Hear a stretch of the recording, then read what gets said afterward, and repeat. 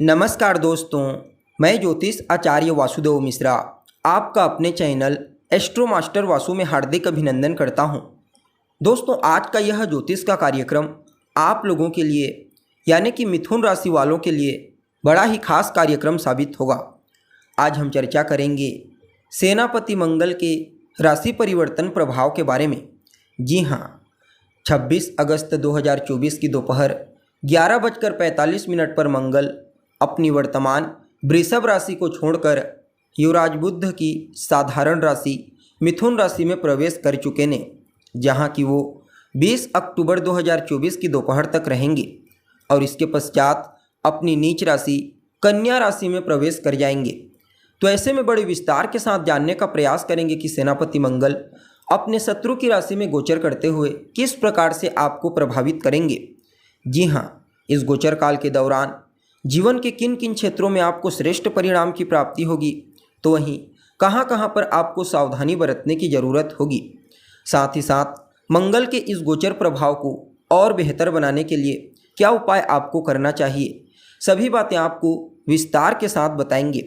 इसलिए कार्यक्रम को लास्ट तक देखिए। और अगर आप अपनी जन्म कुंडली पर हमसे परामर्श लेना चाहते हैं तो आपको हमारा कॉन्टैक्ट नंबर डिस्क्रिप्शन बॉक्स में और वीडियो के अंदर मिल जाएगा, जहां से आप या तो व्हाट्सएप के माध्यम से या फिर डायरेक्ट फ़ोन कॉल के थ्रू अपॉइंटमेंट लेकर अपनी जन्म कुंडली का बड़ी बारीकी से अध्ययन करवा सकते हैं। देखिए, मंगल जब अपनी शत्रु की राशि में होते हैं तो विशेष रूप से श्रेष्ठ प्रभाव प्रदान करते हैं, विशेष रूप से ऊर्जा उत्पन्न करते हैं। इसलिए मंगल का यह गोचर आपके लिए बड़ा ही महत्वपूर्ण साबित होगा। मंगल कौन है? मंगल तो ऊर्जा, शक्ति, पराक्रम, साहस, हथियार, वाद विवाद, क्रोध, अहंकार, आपके करियर, स्वास्थ्य और कहीं ना कहीं आपके लव लाइफ को भी प्रभावित करते हैं। तो ऐसे में मंगल का मिथुन राशि में गोचर करना आपके जीवन के कई पहलुओं में विशेष रूप से बदलाव लाएगा। और जब भी चर्चा होती है मंगल के गोचर की तो सदैव इसकी चर्चा बृहद रूप से आपके लिए की जाती है। देखिए, विशेष रूप से आपके लिए मंगल का यह गोचर आपके लग्न भाव में यानी कि आपकी राशि से ही हुआ है। यहाँ पर मंगल आपके लिए छठे भाव और आपके 11th हाउस के लॉर्ड बनते हैं और आपके लग्न से गोचर कर रहे हैं। कोई कारक ग्रह नहीं होते। वैसे तो शत्रु की राशि में होने के चलते लाभ की स्थिति उत्पन्न करेंगे, लेकिन फिर भी कुछ मामलों में आपको सावधानी बरतने की आवश्यकता होगी। इस गोचर काल के दौरान कुछ परेशानियों का सामना आपको करना पड़ सकता है। क्यों? क्योंकि देखिए, मंगल आपके छठे भाव के स्वामी होने के साथ साथ आपके 11वें भाव के स्वामी होते हैं। 11वां भाव छठे से छठा होने के कारण अच्छा नहीं होता। इसलिए इस गोचर काल के दौरान अपने स्वास्थ्य का आपको विशेष रूप से ख्याल रखना होगा।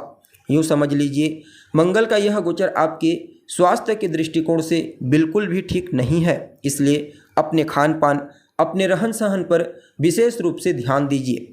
देखिए, जहाँ मंगल होते हैं वहाँ से 4 घर आगे, 7 घर आगे और 8 घर आगे अपनी दृष्टि रखते हैं।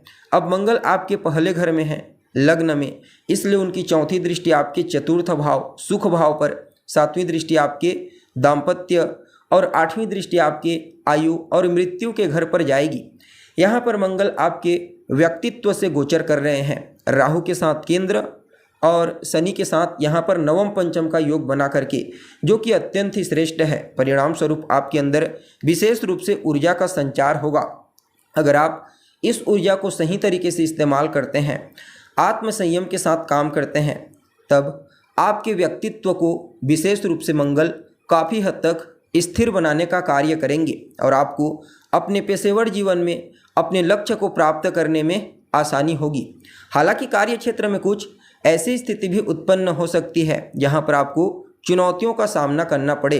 हालांकि घबराने की आवश्यकता नहीं है, क्योंकि आपके सामने जो भी चुनौतियां आएंगी आप उन्हें अवसर के रूप में अपने आप के लिए देखेंगे और उनसे ही विशेष रूप से अपने आप को विकसित कर लेंगे, जिसके चलते आपकी जो निर्णय लेने की क्षमता है, नेतृत्व करने की क्षमता, वह और ज़्यादा विकसित होगी। यूँ समझ लीजिए, मंगल का यह गोचर आपके लिए कुछ ऐसा होगा जहाँ पर आप अपने आप को साबित कर पाने में कामयाब होंगे, और वह भी परिस्थितियों के विपरीत जाकर।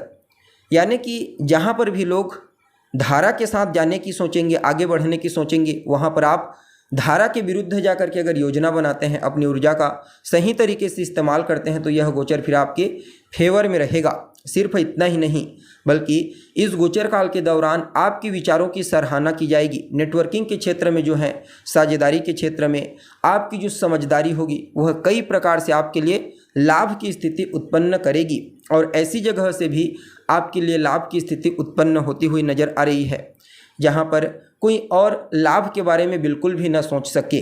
यानी कि यह समय आपके लिए अत्यंत ही श्रेष्ठ साबित होगा। बस आपको सावधानी के रूप में अपने स्वास्थ्य का ख्याल रखना है। हालांकि कुछ निर्णय लेने में भी कन्फ्यूजन की स्थिति क्रिएट हो सकती है, लेकिन इससे आपको प्रॉब्लम नहीं है क्योंकि आपके अंदर आत्मविश्वास और हिम्मत विशेष रूप से रहेगी। बाकी विद्यार्थियों की बात की जाए तो विद्यार्थियों के लिए भी गोचर बढ़िया रहने वाला है। किसी भी प्रकार से कोई प्रतियोगी परीक्षा, इंटरव्यू इत्यादि, तो वहाँ पर श्रेष्ठ सफलता की प्राप्ति होगी। इसलिए जितना ज़्यादा हो सके कड़ी मेहनत करने का प्रयास कीजिए। बाकी दाम्पत्य जीवन में भी आपसी समझ से स्थिति ठीक ठाक ही नज़र आ रही है। यानी कि यह आपके ऊपर डिपेंड करेगा कि आप अपने दाम्पत्य जीवन को कितना मधुर बना सकते हैं। जी हाँ, मंगल के द्वारा इस समय जो ऊर्जा का संचार आपके अंदर होगा, अगर आप उसका सही तरीके से इस्तेमाल करते हैं तो फिर इससे आपके दाम्पत्य जीवन में खुशियों का आगमन होगा। बाकी ठीक इसके विपरीत नेगेटिव तरीके से इस्तेमाल करते हैं तो फिर गृह कलह क्लेश की स्थिति उत्पन्न होगी। बाकी समय आपके फेवर में रहेगा। इस समय को, इस गोचर काल को और बेहतर बनाने के लिए आप हनुमान जी की शरण में जाइए, उनके मंदिर में जाइए, उनका दर्शन कीजिए, वहीं पर बैठकर हनुमान चालीसा, सुंदरकांड का पाठ कीजिए। यह भी आपके लिए विशेष रूप से प्रॉफिटेबल साबित होगा। तो दोस्तों, हमें उम्मीद है जानकारी आपको पसंद आई होगी। जानकारी अच्छी लगी तो इसे एक लाइक करके अपने दोस्तों के साथ, अपने रिश्तेदारों के साथ शेयर अवश्य कर दीजिए। अभी के लिए बस इतना ही। पुनः मुलाकात होगी एक नए और ताज़ा एपिसोड में। तब तक के लिए नमस्कार।